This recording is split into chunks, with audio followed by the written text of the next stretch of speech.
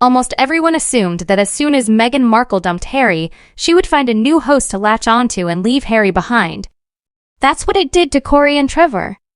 Now, the last thing he needs to get out.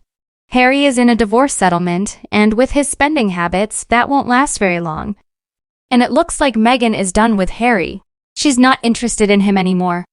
And it looks like she's finally found out that he was into a lot of drugs and feels betrayed. Because when she went to the royal family before she fell in love with Harry, they neglected to inform her of her love for marijuana, despite her telling them the very fact conditionally. Guess William tried to tell him what he looks like, encouraged him to take things slow and easy. Meghan insisted she was deeply in love with Harry, and he was her meal ticket. And that's when the royals started to see Meghan for who she really is.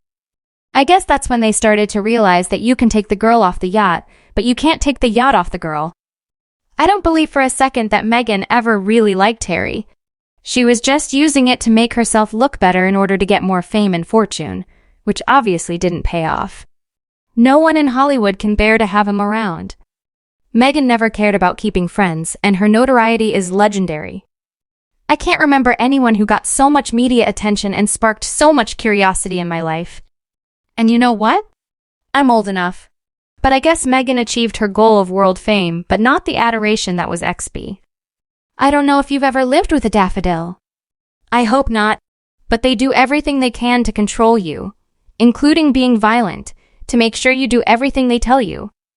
It won't be easy for Harry to break free if Meghan isn't the one you want. He wants to leave, and I don't think Meghan will find it very easy to move on this time either.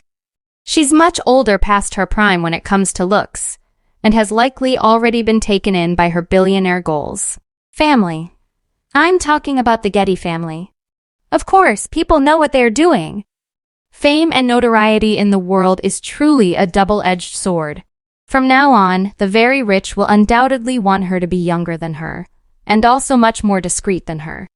And those who don't will likely have families who don't want their share of willpower taken away to survive. But you know what? I don't feel sorry for her because she destroyed her chances of fame and fortune with her greed and horrible behavior that will always precede her reputation for doing things her way. And boy, that was a big mistake. And Meghan really isn't stupid though. She's just a narcissist, and her narcissism encourages her to see that people hate her.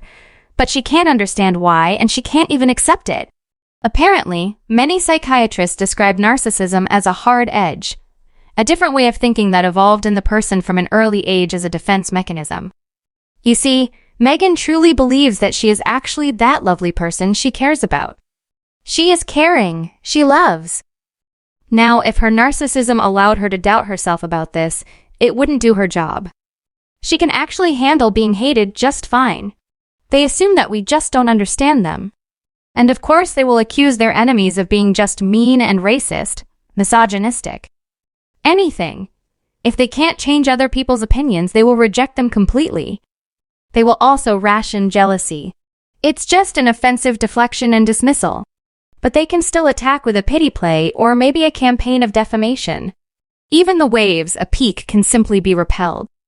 The only things they really overcome are being ignored and being teased, seeing if they are being teased, which gets to the bottom of the insecurities that narcissism is involved in protecting.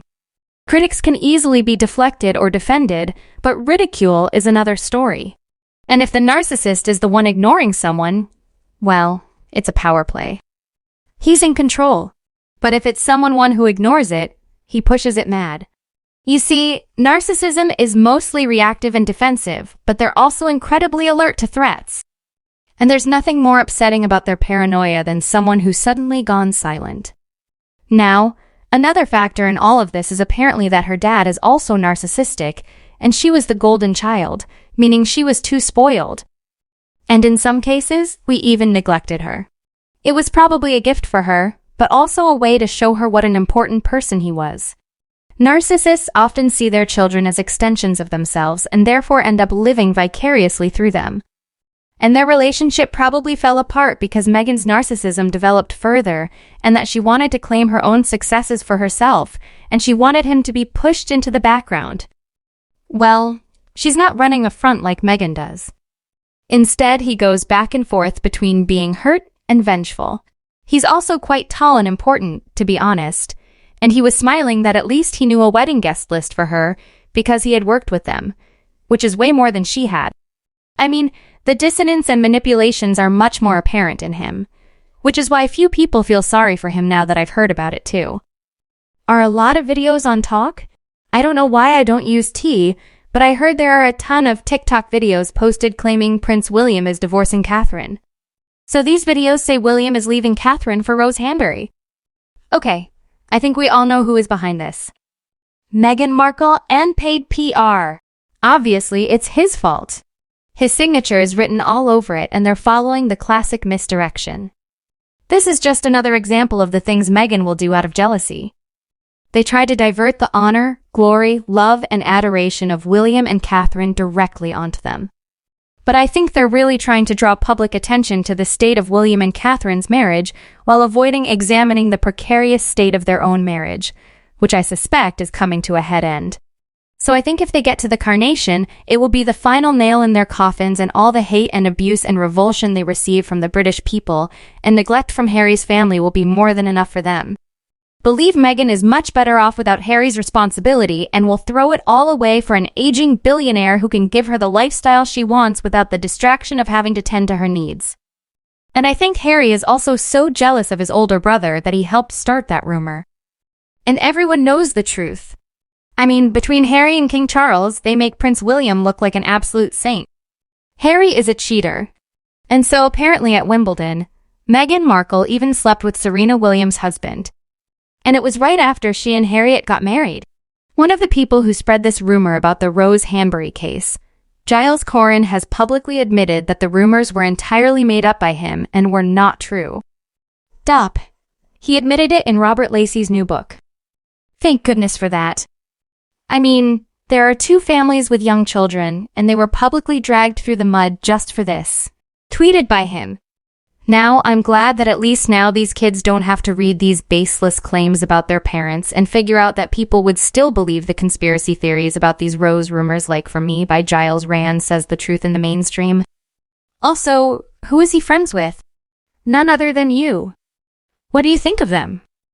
Keep chatting with us below in the comments section and subscribe to our Royal Family News channel for more updates from our team. Don't be afraid to like and share my video.